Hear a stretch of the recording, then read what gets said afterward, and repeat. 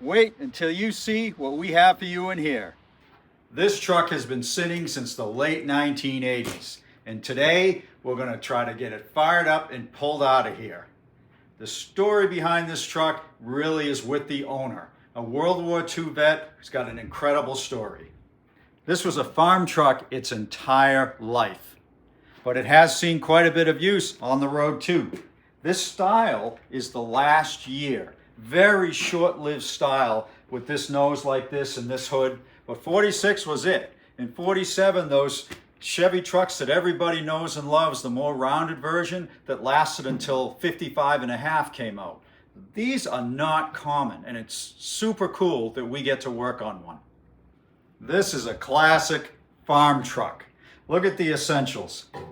Custom made bars on the bumper, custom mounts for the directionals. It's very solid. I wouldn't call it straight for sure, but it is incredibly solid. It's got still the running boards intact. The owner has the doors. It's just a great old rig. Check out these tires. Look at this thing. It's holding air, and it's because there's a tube in it. But it's cool. The running boards are still in place, which is great. You know, these running boards, these were tough. They were meant to have big guys hanging off of them. Let's step inside and see what we got. Let's take a look at what mileage this has. 13,001. So 113, 213, no one knows, but hopefully that'll say 002 by the time we're done. Stick shift on the floor.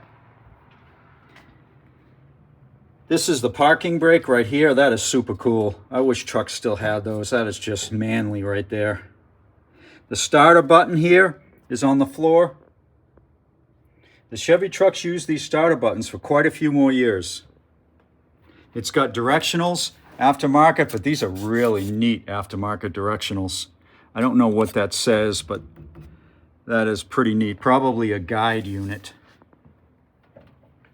And of course, the gas tank right under the driver, the utmost in safety. Oh, look at this. Steel gas pedal. Gotta love that.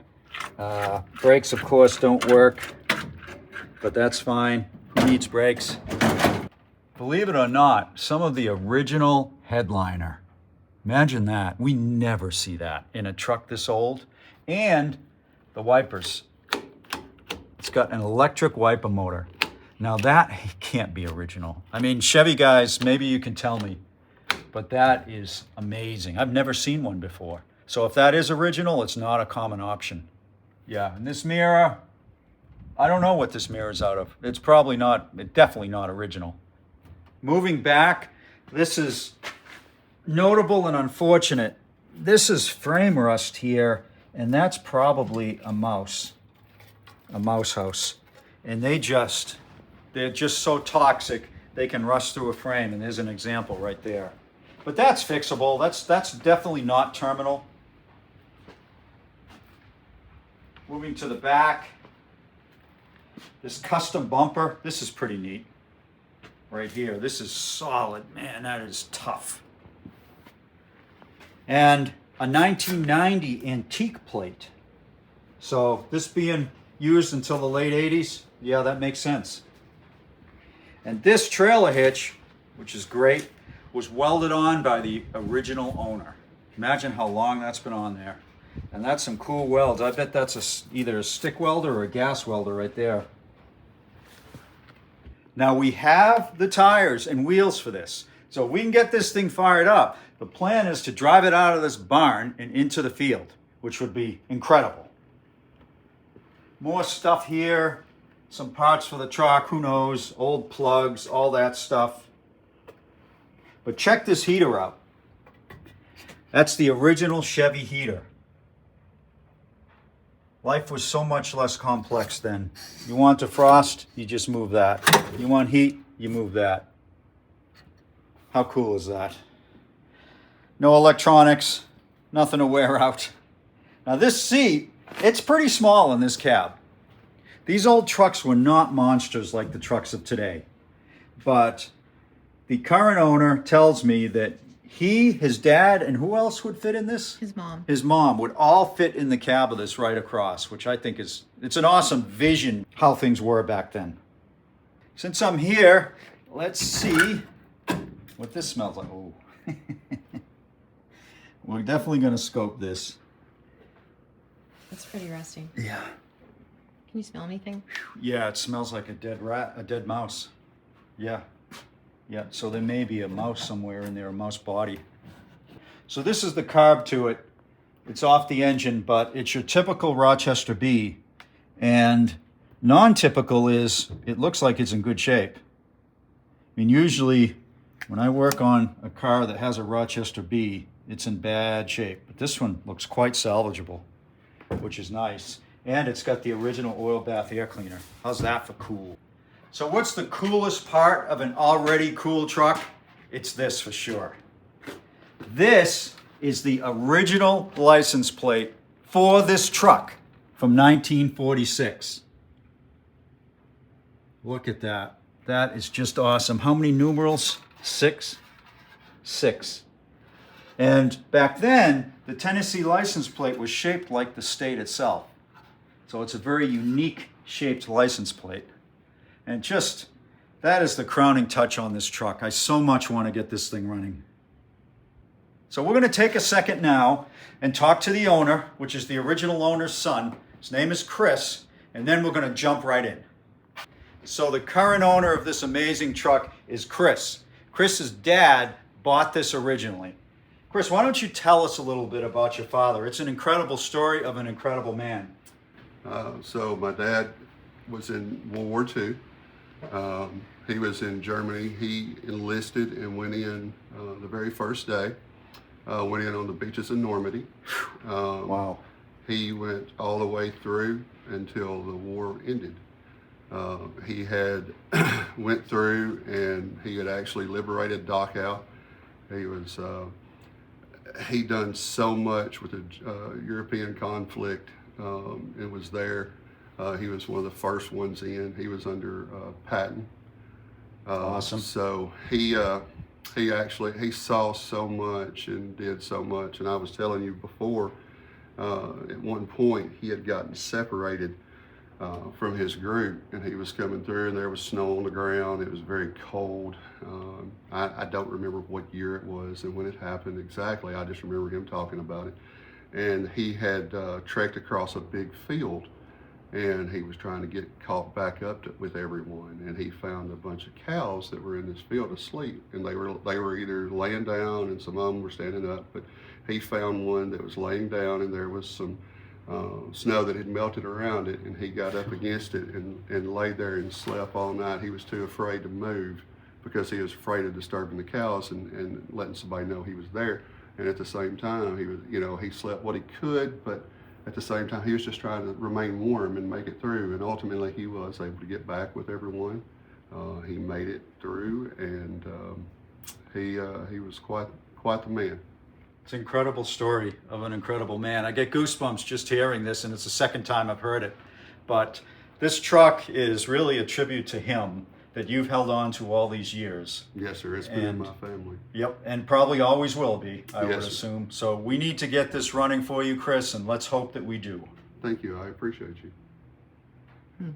Now, Chris, you told us that, of course, your mom, your dad, and you would squeeze into that. Yes, ma'am. So I said, I would like to see you and... My son. That's right. Squeeze into this, because you're pretty big. I don't think you, your mom, and your dad would fit in there anymore. My dad was 6 foot, and I'm 6'7". And so when I was about anywhere from, I can remember a funny story about this truck as well is, so we would go to town, and it'd be me and him and mom. And yeah, I would be right in the middle, and it was plenty of room, and it just seemed like it was so much room at the time. And the very first vehicle I learned to drive on was this one, and he would put it in gear, and we would go out in the field, and he would put me in the driver's seat, and him and mom would take and would throw corn in the bed of the truck out of the cornfields after it had been picked. Or in hay season, we would take and have a trailer hooked up to it. He'd put it in gear, and I'd just steer between the rows, and they would go behind and put hay in the back of it, and things like that. And I could barely see over the steering wheel. I couldn't touch the accelerator or anything else. He just said keep it between it. So now I could just about touch the front of it with my legs. That's great. Well, hopefully we'll be able to have you and your son. Is it Aiden? Yes, ma'am. Aiden, even if you don't get to drive it, maybe, down to the driveway, hopefully we'll be able to do that today. I hope so. I would love that. If nothing else, it's just the simple fact of what it meant to my dad and how special it was. And he named her Clarabelle. That's this truck's name's Clarabelle, and it always will be. And Love it. you talk about going back to a long time ago. That's a name you don't hear anymore. No, it is not, but I love it. It fits. You guys ready to get started? We are. All right, let's do this. I'll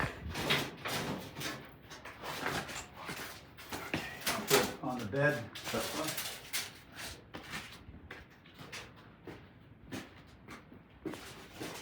So let's jump right into this. The first thing I'm going to do is see if it sees. The owner tells me that it's not, which is awesome. He's also, about a year ago, he put mystery oil in this engine. So that's going to help us out tremendously. I'm expecting that if it's not seizing, it's got mystery oil, I'll be able to move it with one hand. Yep. Now, it doesn't mean that the valves aren't stuck. I think it might be in gear, so let's put it in neutral.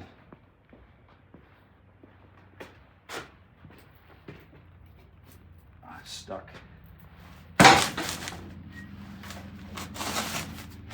Oh boy.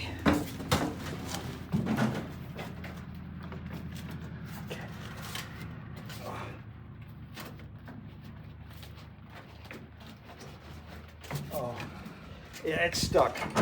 So I may need you, babe, to push the clutch in when I'm turning it. But before we turn it anymore, let's scope the cylinders, make sure that they're okay. So this is something that is concerning. Look at this. This is called a non-fouler. It actually goes onto the bottom of the plug, and what it's designed to do is keep oil from splashing on the plug and fouling it. Yet while still this hole allows the plug to fire. Usually an old engine might have one of these. This thing has 4. And the last plug is completely oil fouled.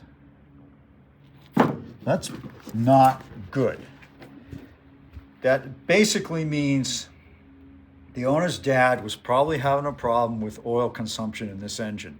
It's probably got a bunch of miles on it, and the oil rings might be worn out. But we'll see. We may end up getting it running, getting it hot, putting some better oil in it. Maybe it's not. Maybe it has one cylinder, and he just didn't know which one, so he just put non-foulers all over the place. All right, let's check these out. So,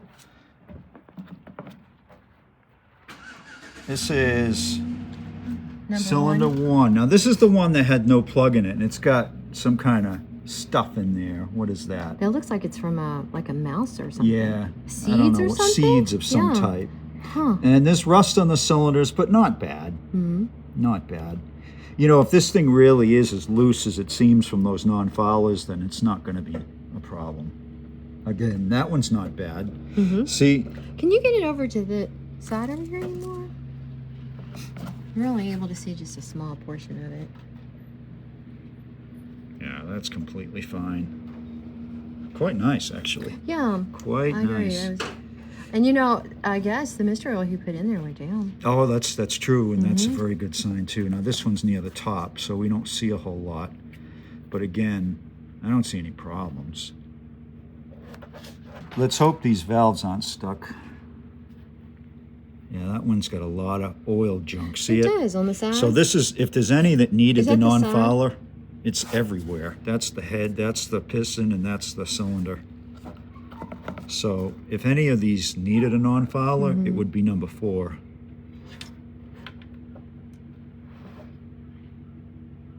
Number 5's good. Number 6. Oh, number 6, look, the non-filer stuck in there. Oh, yeah. So that means every one we took out had a non-filer. I don't think you're going to get that in. We tried that before. It didn't work. I got to take that out before we can get the scope in. No, this is stripped.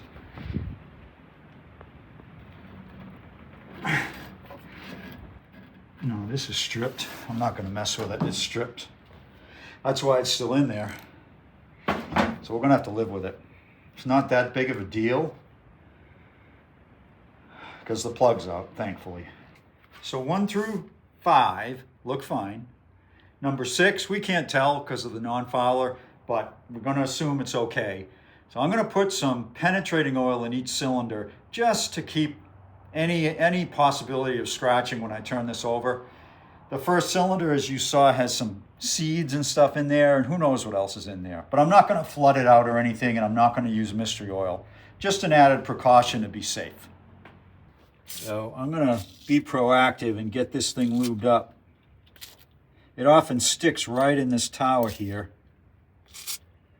But sometimes the forks can stick too. Hopefully not in this case. Okay, I'm going to use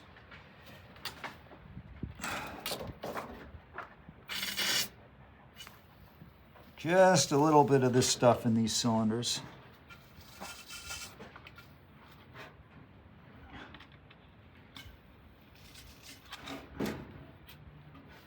All right, let's check this dipstick.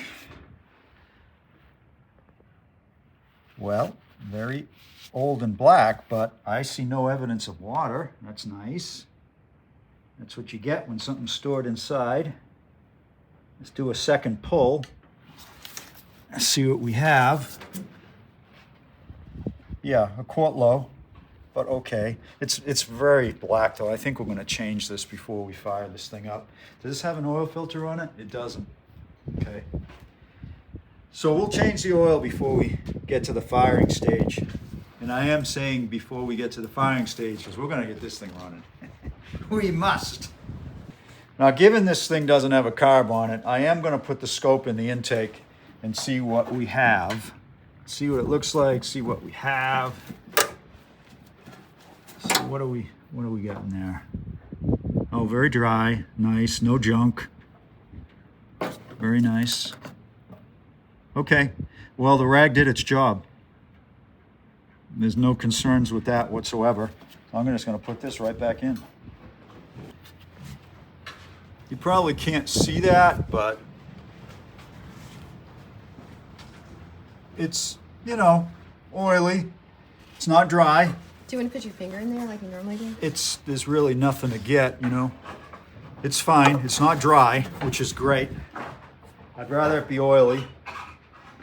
And the radiator is a very old cap.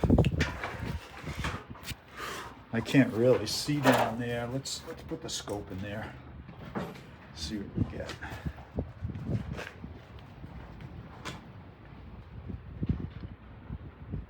Not too bad. It's a little bit scaly. See, there's the fins right there where the coolant goes in.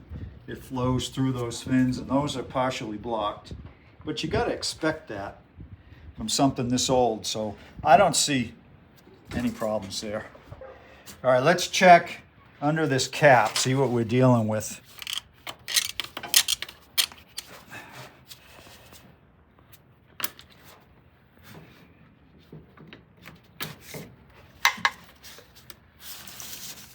Well, it's stuck on there.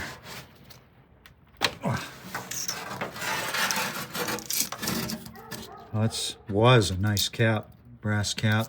The button is pretty worn, but I think usable. I think this cap is salvageable. In there, looks fine to me. Let's look at the rotor. Of course, very dirty and corroded, very corroded, but good. And the points, I don't know if you can see that, the points are super corroded. But they're good quality points, I can tell looking at them. So I think we're going to be good with what's under the cap. All right, now I'm going to spin it over by hand. So let's see, let me get a piece of chalk. We need to go around twice. That will ensure that all the valves are freed up. Okay, this is a big moment. If we can turn this over twice by hand, it's a great sign. If we can't, the valve cover is going to have to come off because we probably have some stuck valves. So where's our chalk mark tool? It's straight through here, I can and see it. I'm going to try not to get in your way, It's a little hard, but but we can see it. depending on how much this belt slips, I may have to. Oh, you know what? You're going to have to get in and press the clutch. Oh, because you think it's in gear? Yeah. Okay. Actually, hold on. Seems to be stuck I in gear, decided so- that Chris, the owner, could do that. All right, you ready, guys? Yeah. All right.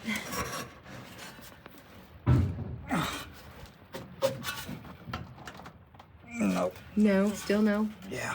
Let me go the other way.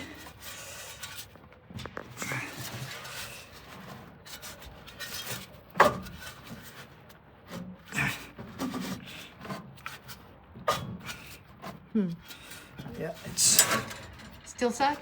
I don't know, I gotta get a better grip. Really having a hard time gripping it. You're gonna have to watch the crank because I can't see it. Just tell me if it's moving. I know it's not. It's not.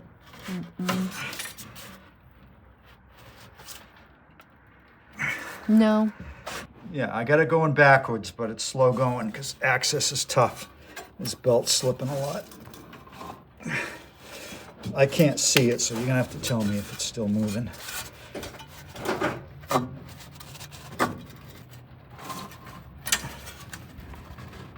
Stuck again. Okay, this is gonna have to come off. We got some stuck valves. And it's not 5/8. Huh, isn't that funny? Yeah, it's neither.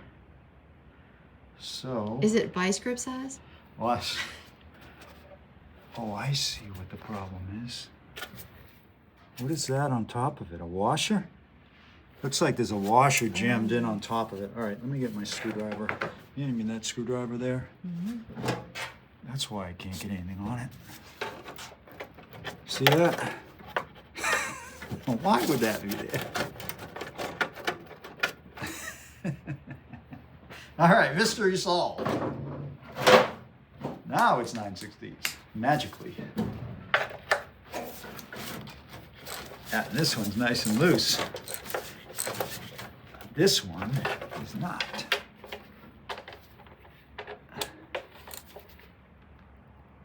Oh man. I may have to hit that one with heat. That is not coming off.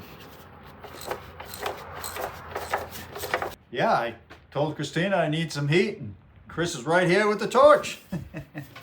That's great. Luxurious. Luxurious. This shouldn't take too much heat, really.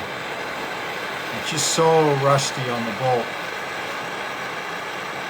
I want to be careful because I don't want to snap this. This is a bolt that also secures the rocker shaft.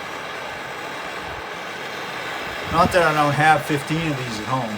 Yes, I do. Let's try that.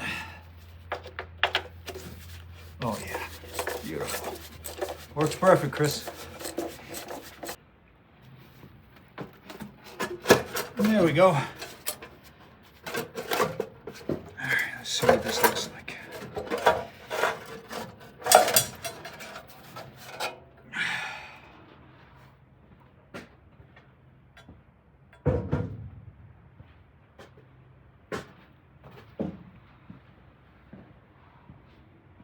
It doesn't look that Looks bad good, from yeah. here. No rust. Mm-mm. No rust.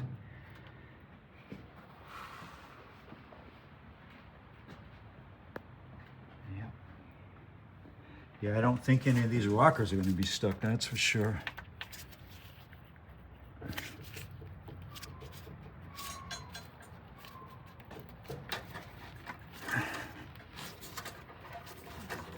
All right, I think we're going to have to loosen this all up, get the pressure off of the valves, and then see if it'll turn.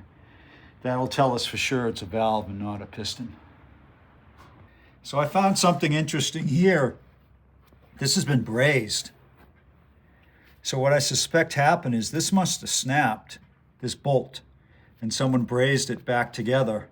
And it prevents me, obviously, from putting a wrench on it and makes me cautious about even messing with it. But if this isn't loosened up, I can't get at the valves to see if they're stuck. So what I'm gonna do, I'm gonna move on to the back half. This is in two halves. I'm gonna move on to the back half, see if I've got any stuck valves there first, and we'll take it from there.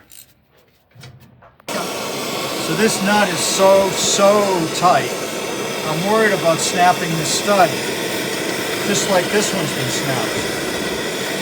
And maybe Chris's dad ran into the same thing here, and that's why that snapped.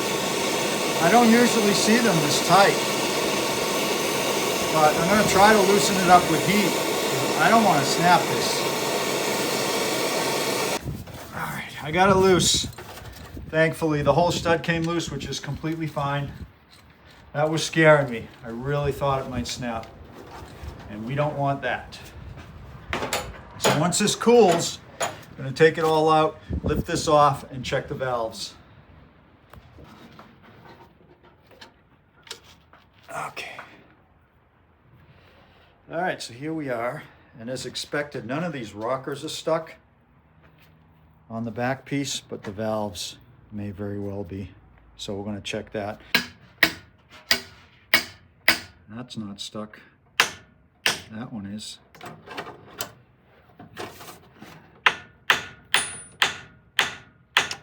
That one is not. That's not. That's not. That is. Well, that one's not badly stuck, but this one is. That one's badly stuck. So have these been replaced on some of these? I don't know. Are they, see how they're different? That's intake versus exhaust. Oh, I don't remember them looking different on other 216s before. The later 216s we work on don't have those umbrellas. For whatever reason. I'm not sure why, then but they it don't. wasn't just me. No. Okay. No. Okay, so that one's going to be troublesome.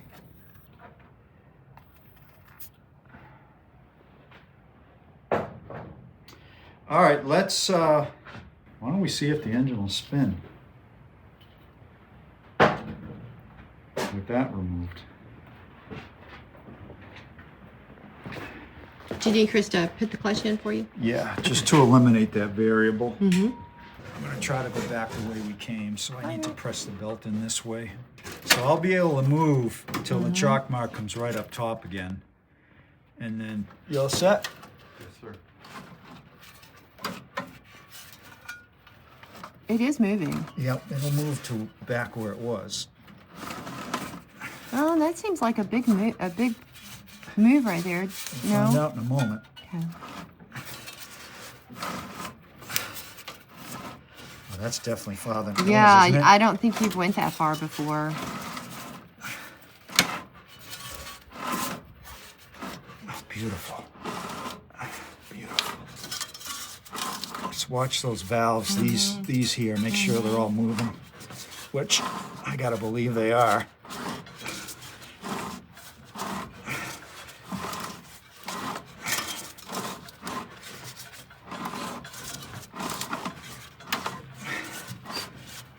Oh, that's certainly twice around.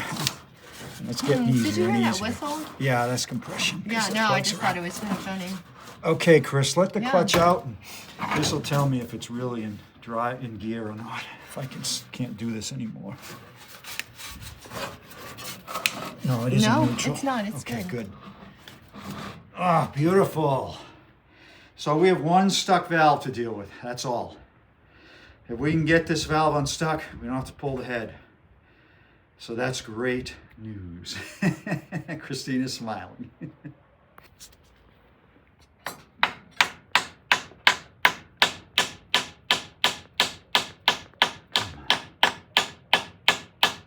Not yet. Not yet.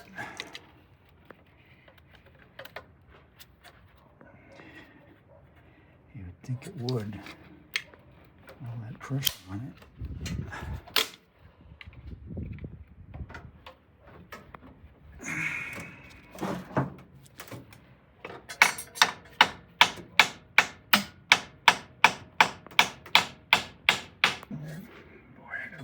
pressure on it. It's still not popping.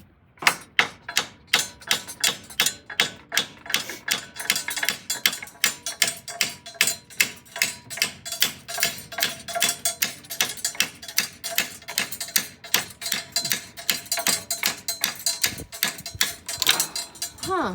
Okay. Wait a minute. I think What? it may have popped. Did it pop and we missed it? I did. It is. It did pop, but it's still sticking. But it did pop. Woo! That's a good sign.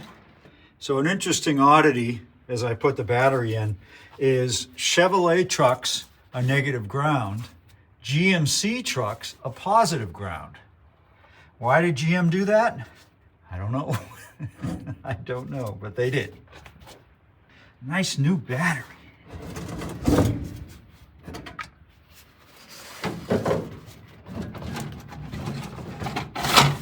What luxury. Luxury. Okay, let's do the touch test. Make sure we don't have any shorts anywhere. Go ahead. Yep, no sparks on this end. How's it look over there? I don't see any smoke. Of course, sometimes I can take a minute, but I don't see anything now. Okay. Let's try it. So, just watch out in case it's splashing a little, but I don't think it will. There's not much in there. So we're just trying the starter. Yeah, we're just gonna try the starter. We verified it's in neutral.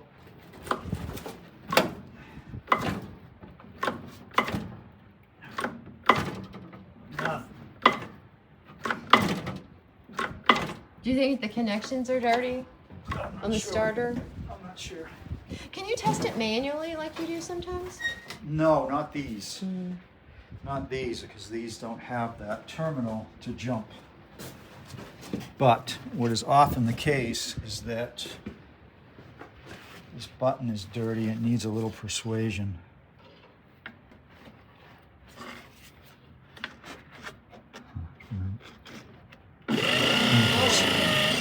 Okay, but it's not engaging.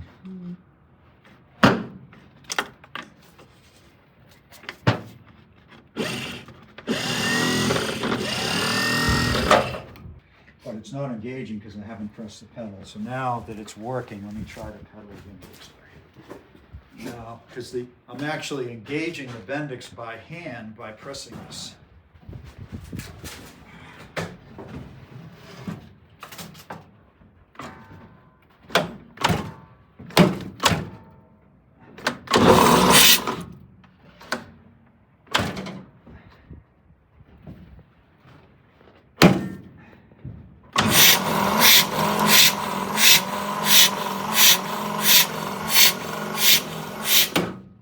Beautiful. Beautiful.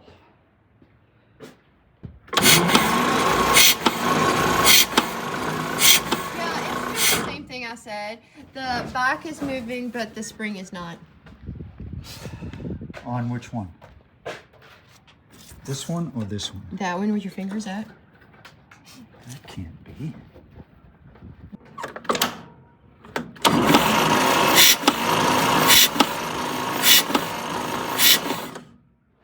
So you probably saw on number 5 cylinder, the intake valve was stuck, resulting in this bent push rod. I don't know how I missed that, but mistakes are made sometimes, and this was one of them. Luckily, I have a bunch of push rods. I'll just need to go back to the shop to get them. For now, let's focus on the starter wiring. The starter just will not engage. It takes a million presses of the pedal to get it to work, and I think it's the wiring. So I took the battery cable out because this starter button's messed up and found this. I think this is where the cable was rubbing on the starter button rod. That's very bad. So we got to fix that. And then we found this red wire that's just wrapped around. I don't know where this red wire goes, but it wasn't there from the factory as far as I can tell. Someone added it. And I don't know where it goes, but we'll clean it up and put it back, but it can't stay like that. So we got this repaired, putting it back in.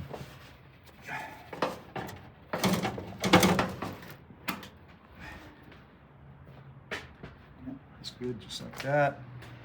This crazy thing, I gotta get a connector for. I don't know if I have a connector with me. This is just awful. Let me see if I got a connector. Did you get the piece you needed? Yeah, I had this in the kit. That's exactly what we need. That's much safer. Yes. All right, we fixed the wiring to the starter. It was a mess, frankly. And I can see now why that cable was ripped. The cable jacket, it was rubbing against the starter, see? This is where it was ripped loose. It was rubbing against the starter. Can you imagine the fire that would have caused? Let's not. Bad news. Okay, and this wire, it turns out, is the feed to most of the vehicle. So that was important to have right, and it wasn't right before.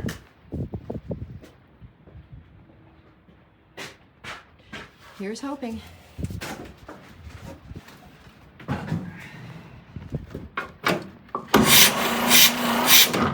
Try it again. That's fixed. Is it easier to push now? Oh yeah, it works right away now. Okay, so bent push rod. Let's put the valve cover back on. And I think that's it for right now. All right, we are back at it. And we're gonna jump right in without further ado. My primary concern is this valve here. It doesn't appear to be stuck, but it must be stuck because this push rod bent when we were turning it over. Okay, so we thought, well, we knew that this valve here was stuck. But this is the one that bent the push rod. But this one doesn't appear to be stuck. Well, maybe it is. Maybe it's just super stuck. Yeah. Okay, that's why it bent. That's why it bent, because it's super stuck. That's gonna be a problem. That one is really stuck.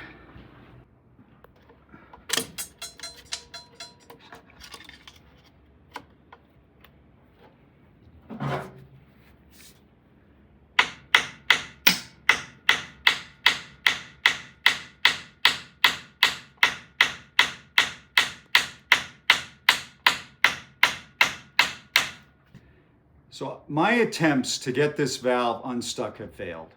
I kind of thought they would because it's really stuck. If you've seen the video on the 52 Chevy Future Gasser, same deal, and it was one of the rear valves. I had to pull the head to get it free, and we don't have time for that today. So we're going to continue and do all the things we usually do and get this fired up on 5. And maybe the thermal expansion, when we do that, will pop this valve. Maybe not. We'll see. Before we get too far into this, I'm going to see what condition this gas tank is in.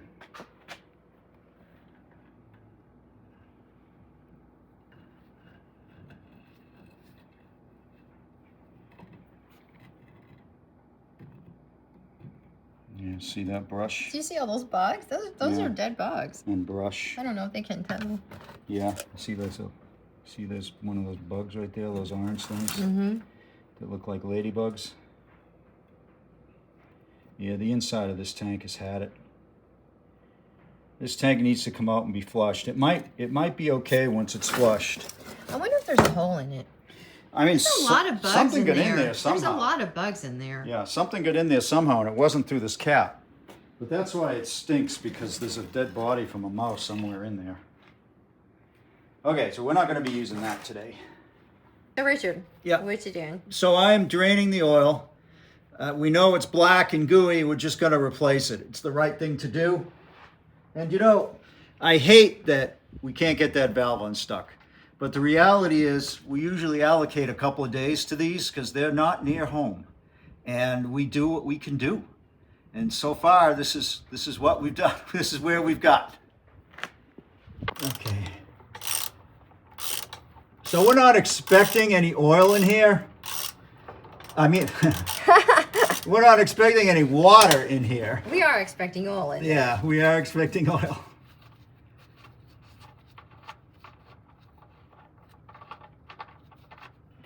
Yeah, there's no water, which is nice. not something we see too often. It is really dark. Yeah, it's very black, but it's flowing. And as far as goop, this looks like it might have a magnetic drain plug, and I don't see anything stuck to it. So that's all really good.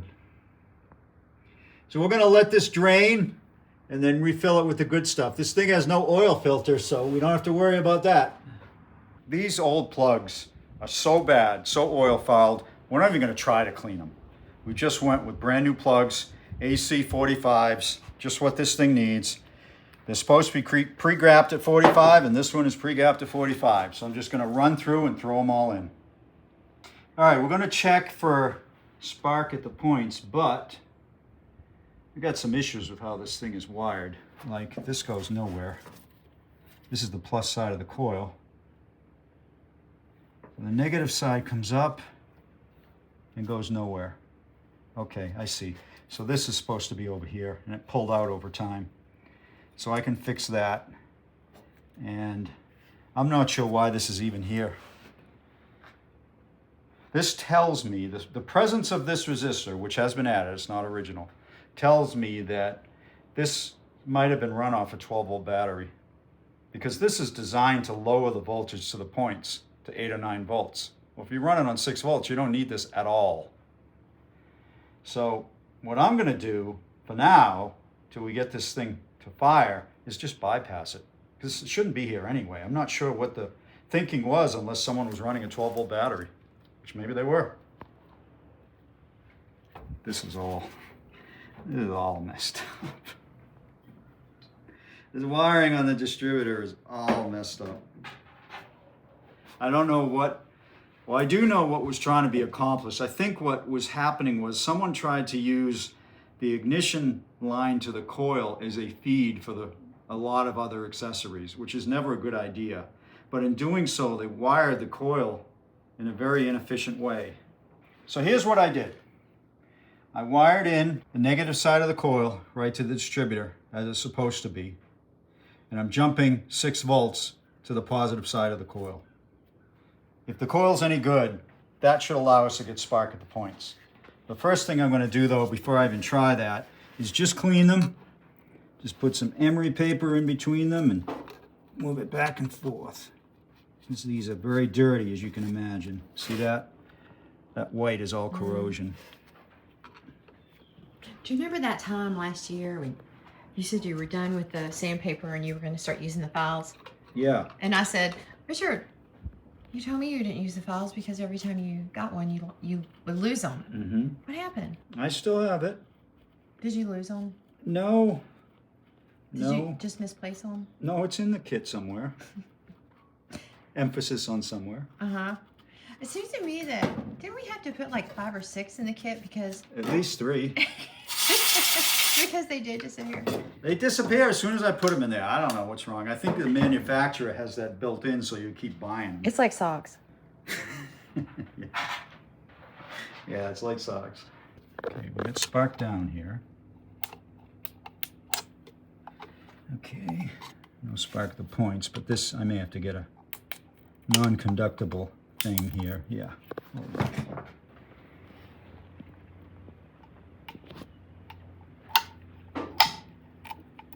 I saw a tiny spark. There you Yeah, go. yeah, there it goes. Yeah. Yeah, it's working now.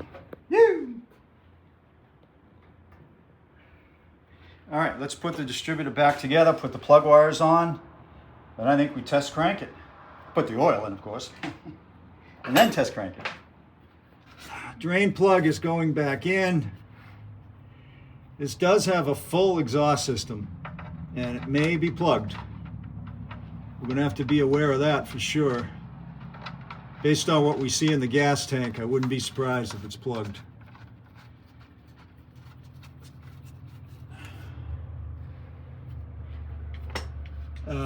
As far as other issues under here, of course, it's very crusty, but nothing super concerning. Other than the tires, these tires are really, really in bad shape. I don't know if they're gonna hold air or not. Hopefully, because we need to do our drive. Kind of a crappy picture, but Are you I don't checking see. the exhaust? Yeah, I'm way in the exhaust right now. Oh, there and we go. I just don't see any evidence of creatures. Mm-hmm. This exhaust pipe is way off the ground, and that might be why. Let me turn this around, give you a different view, but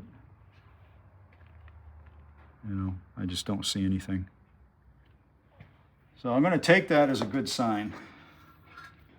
So I moved on to putting the rocker shaft in, and the bolt holes are just full of junk, and you can't have that. The bolts need to go in there cleanly so you can get them torqued up. So I'm just using a little pick and fishing inside these bolt holes, get all the junk out, and then I'm going to clean the tops where the towers sit here, just to make sure everything sits nicely. Yeah, got that shaft in. That rocker shaft was fighting me the whole way, but it's in. We left out the push rod for the valve that's stuck. Makes no sense to have it in there on a stuck valve. It's just going to flop around and probably bend again. So we checked, everything's moving correctly now, except obviously that valve. So I'm hooking the plug wires up next. So we've got a plug wire that broke off in the cap.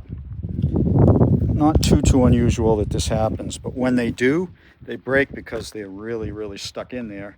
So they're not exactly easy to get out. And of course you're dealing with Bakelite, so you can't have gorilla force on these. But I'm getting it, it's almost out.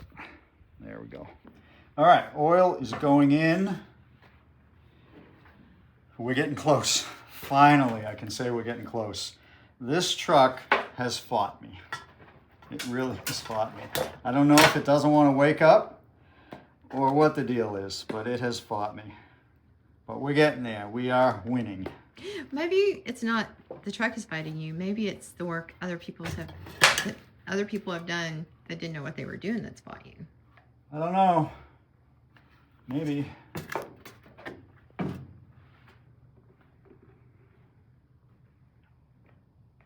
So the needle and seat are working. How I know that is I filled the bowl and you can no longer blow through this.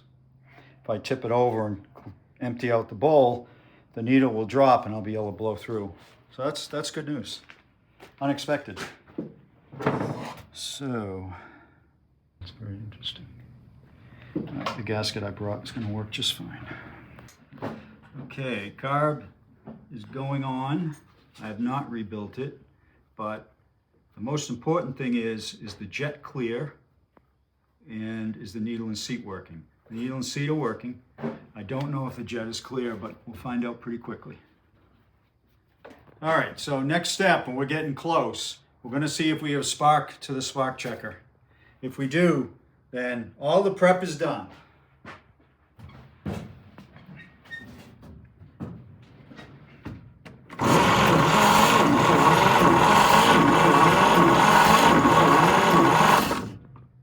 No? No spark. I guess we're gonna have to clean it again. Well, I mean, we don't know the position of this coil either. That's true. So let me get my voltmeter and do some measurements. I'm trying to find a good ground. Maybe I'll go right back to the battery. We may have found our culprit right away. This battery, this wire here is looking suspect. So you look at that and you tell me if we get 6. Okay, we get 6. You have 6.34. Okay, Yep. that's good. All right, so that wire is working.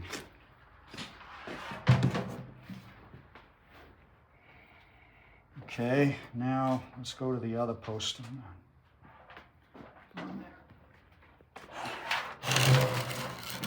How's that? 0.7, 0.8, 0.6, 0.7. No, that's a problem. That's a problem. Okay, that's a problem. Did you decide to change the coil out? Have to.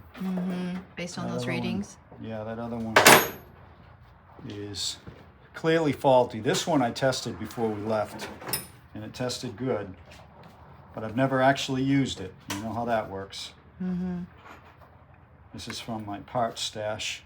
I don't know where it came from. Probably a swap meet. No.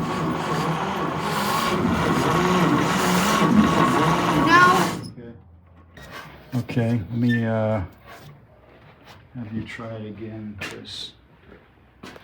Go ahead. That's it. We have no spark at the points. Okay, let me work on that. Well, that was pretty easy to figure out. Check this out. We're on the the low side of the cam, and the points are open. See that? That's why they're not sparking. And if I let them fly, see that? They'll go. But on their own, these points aren't set right. So I'm gonna work on that next. Okay, go ahead. Yes, I saw it once. Once is all we need. Oh, we don't know. It's slow, is it? It's 6, It's gonna be so slow. right. I did see it once. Okay, so I think we're ready to try it. We're gonna see if it kicks. Let's keep our fingers crossed. It's not gonna start, but we're hoping we get enough compression for it to kick.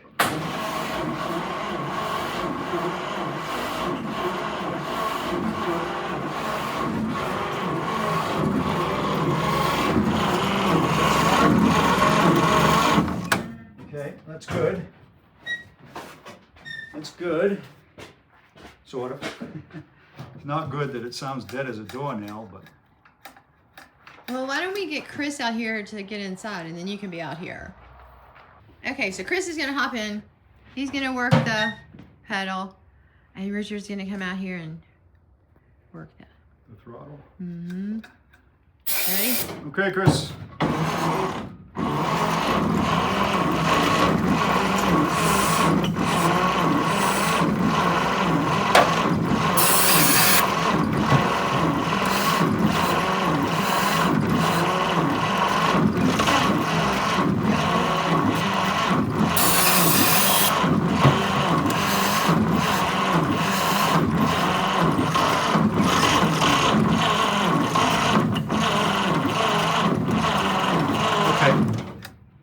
Okay, we got a little bit there, but that battery we're gonna have to supplement. All right, so we got a couple of kicks out of that last try. I've wired in a second 6-volt battery, not to get 12 volts, but just to give a little more current to the 6-volt battery we've got. It'll give it a little more staying power as we turn it over. Might make zero difference, but we'll see. And Chris is working the starter. I'm gonna work the accelerator. Okay, go ahead.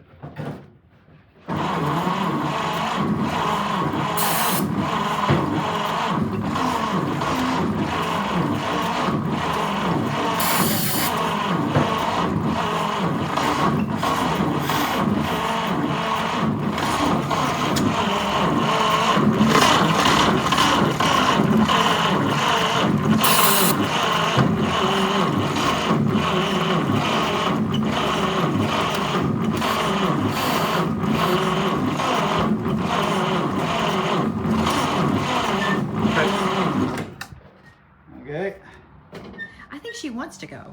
She does, but this might take a while. It's just Sometimes not it's firing very sometimes much. it's like that. I know. Sometimes it's like that.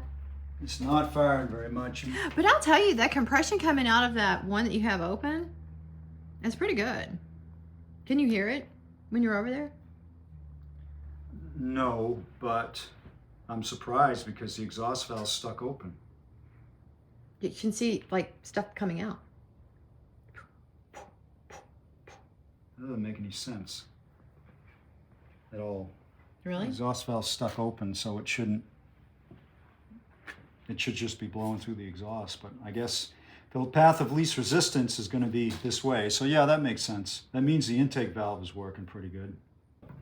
I'm going to grab a 12-volt battery, and we're going to run the 12 into the 6, which should give us what we need. And okay, ready? Hook up the ignition. All right, do it.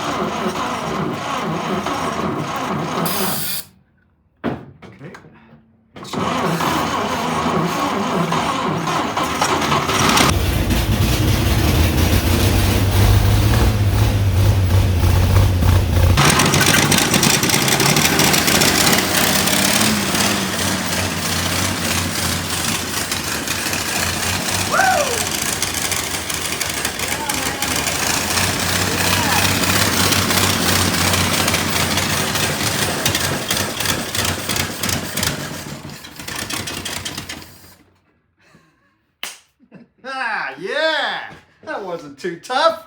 Woo! And it almost idled. It did. If this thing had all 6, it would have idled. Okay, that's great. Now, I'll refill the bowl. Let's put some coolant in it and see if we can get this to run a little longer. How you feeling? Sounded pretty good. You'd be very proud. No noise other than the missing plug. But yeah. We probably should have vacuumed it first. Huh? Yeah, you know, I know. I didn't even think of Well, that. I did have the vacuum out because I was gonna. I had started to kind of clean it up a little bit, the but viewers, no need to comment, viewers. about the glasses. How I should have glasses on. I know. You get caught up in the moment. Mm-hmm. Okay. Let's get a couple things changed out. Yeah, let me. Good thing we didn't pour too much in. That's gonna make a messier floor. That's okay. Literally is a monster hole in this thing. Literally. What can we do about that? Did you bring some hose? I did. I don't know. I mean, the chances of it being that hose aren't high. There's a parts store down the road. I think. Trying to get the hose off. On. It's a One. nice new hose and brand new clamps. We should be good to go. That old hose had like a knife mark in it.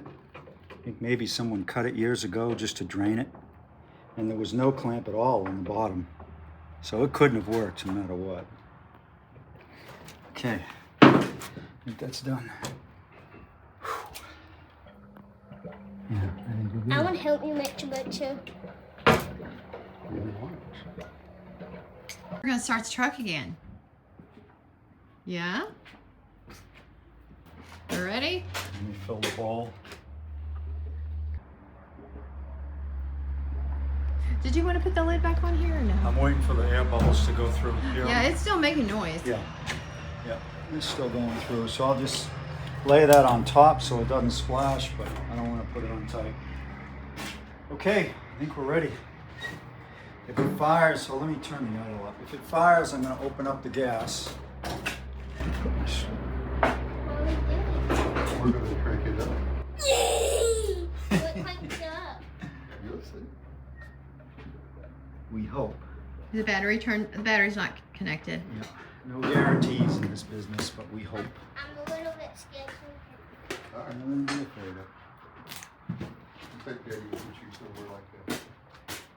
Absolutely not. That jump scared me. Okay, man. All right, you ready? Do it. Yep.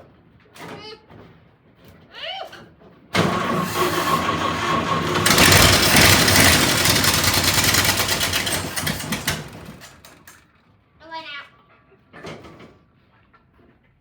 Okay.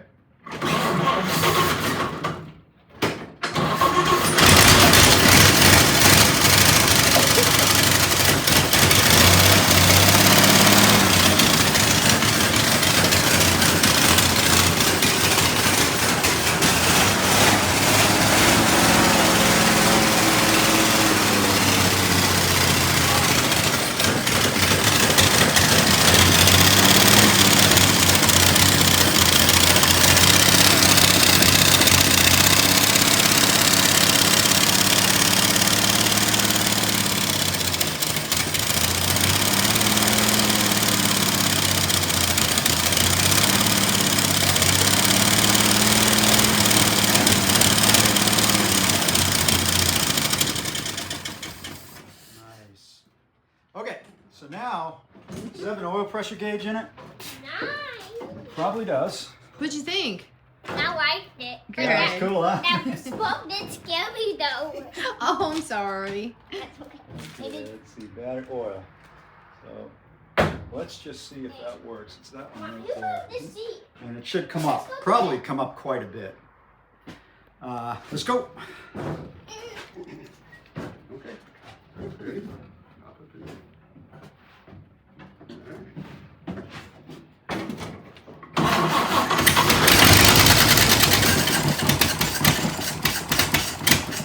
Did it move at all? No, sir. That's not good. That's not good. It should. The line's right there, and the line looks good. Did you want to turn the gas on? Yeah, well, the line is kind of pinched, but no, that line should still work. Play, Daddy. Okay, we'll try it once more. You can put that where you need it. Let's try it once more. You hold it right there.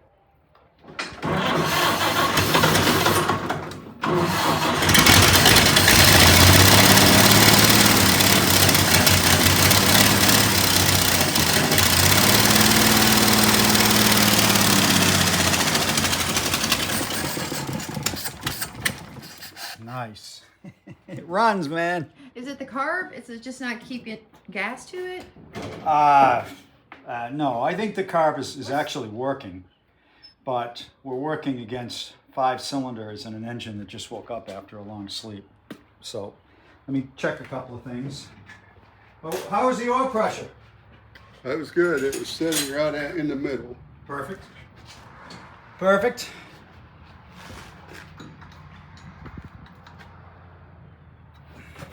Oh, you know what? Is this a vacuum leak?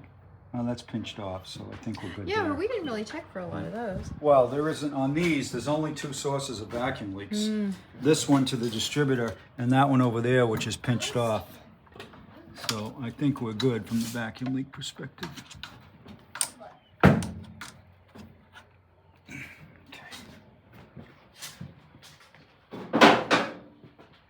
But the accelerator pump isn't working, so that's part of the issue. It seems to be starting easy. Yeah, I mean, it starts crazy easy. Crazy easy. Oops. That should raise the idle up a bit. What I just did, it made it to fire. I need to keep it running. All right, let's try that.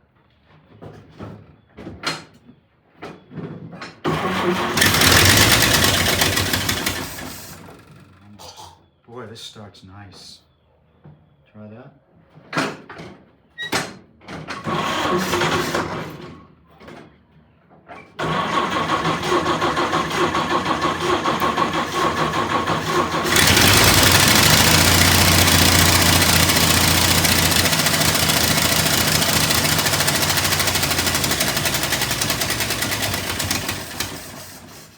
Yeah, this car is funky.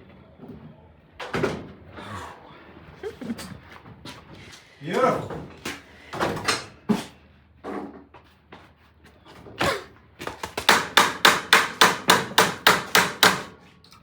Let's see if it'll start without that other battery connected. Which is the 6-volt? Yeah, it's a good thing to check next. Okay, go for it.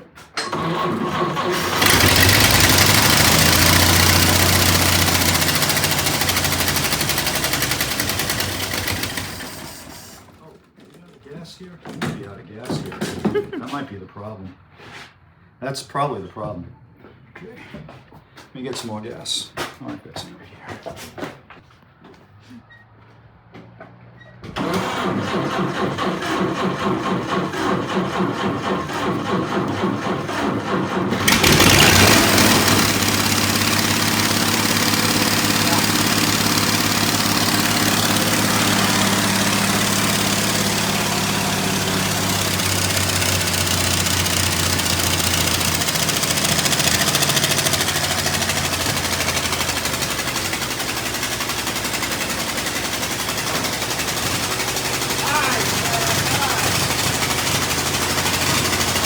Woo!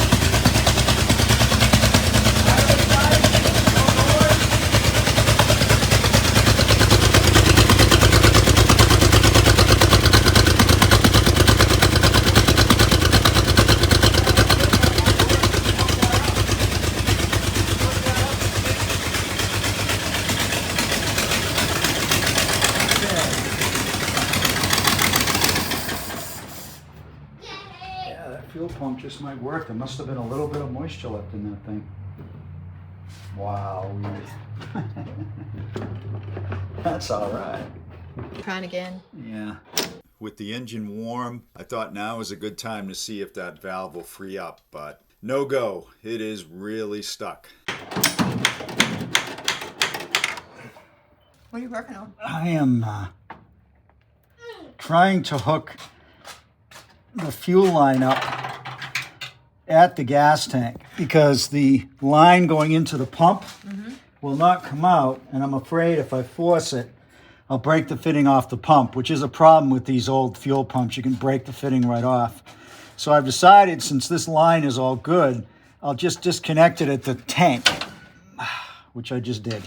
So I've got my Howard tank here. I'm just going to run it right into this fuel line, tighten it up, and we'll be able to fill the tank on the running board. And assuming the fuel pump works, and I have a sneaky suspicion it does, we can run it from this tank as a gas tank. While Richard is working on that, here's what's happening on my channel tomorrow. So a few weeks ago, when I was looking for graves, if you haven't seen that video, you should check it out, I came across this. So I think everyone watching knows, Richard and I are not going to get up there and kill any deer, but I was thinking, this is about the perfect size for a small shed. If I can somehow get this to the top of the hill, bam, put some walls on it and a floor, I got the shed. And not only that, if I can somehow figure out a way to move it without taking it apart, that's pure genius. Pure genius. I just haven't figured that part out yet.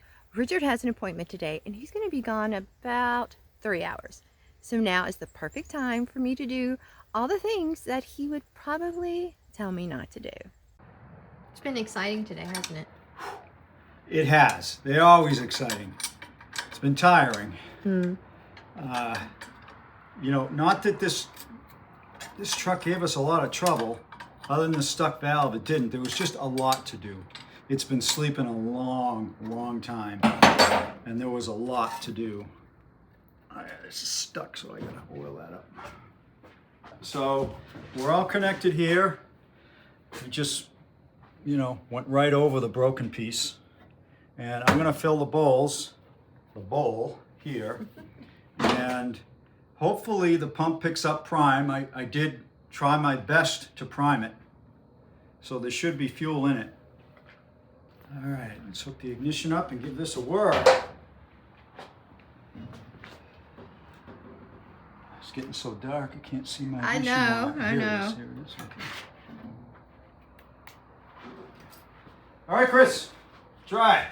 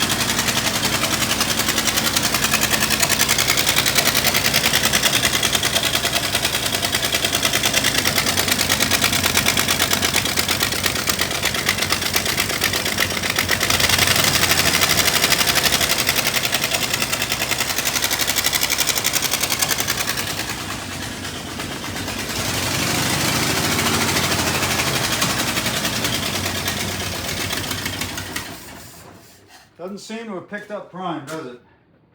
All right, I'm gonna fill this bowl again because we ran it dry. The oil's fantastic.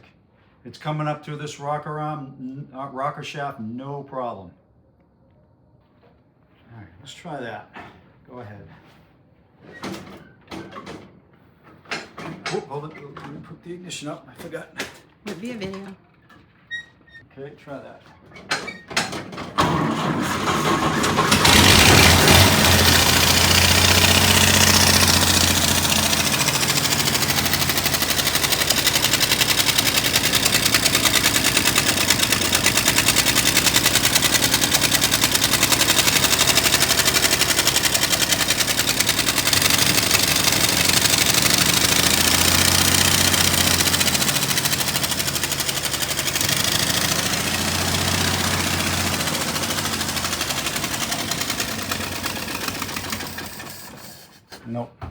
no pump action.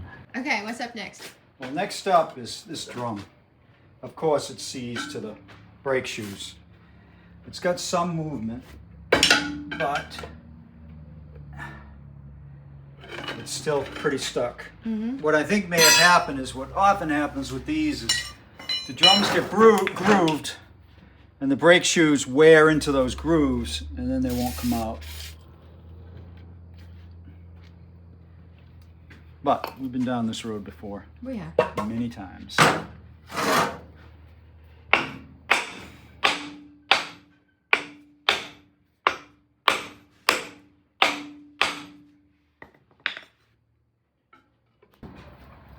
Now that's your brake.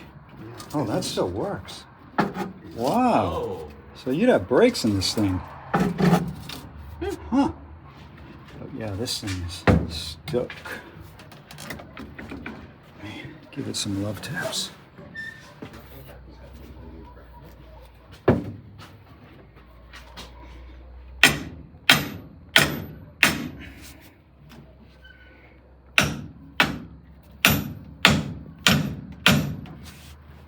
No.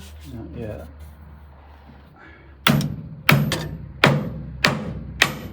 So it might not be the shifter, it might be the forks.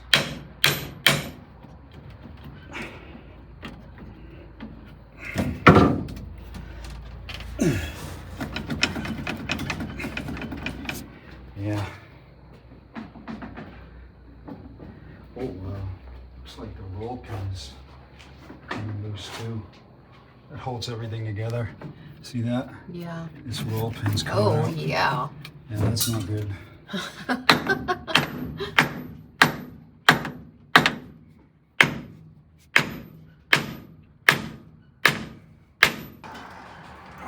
No. Would you have to take that off, you think? You might. Yeah. I mean, worst case, yes. If there's water in there, then it's the shift forks. It could still just be this mechanism, but it's going to need more time to soak.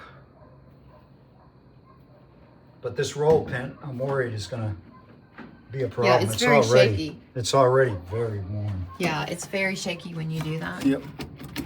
Yep. I know the light might be bothering some, but it's dark in here, so we have to do what we need to do. Sorry, I guys. don't think we can do much with that. All right, we're done for tonight. We can't see anymore, so we're finished. We got it running. It runs really good considering it's running with one cylinder down, but we can fix that, and we are going to fix that. So watch for part 2 of this truck.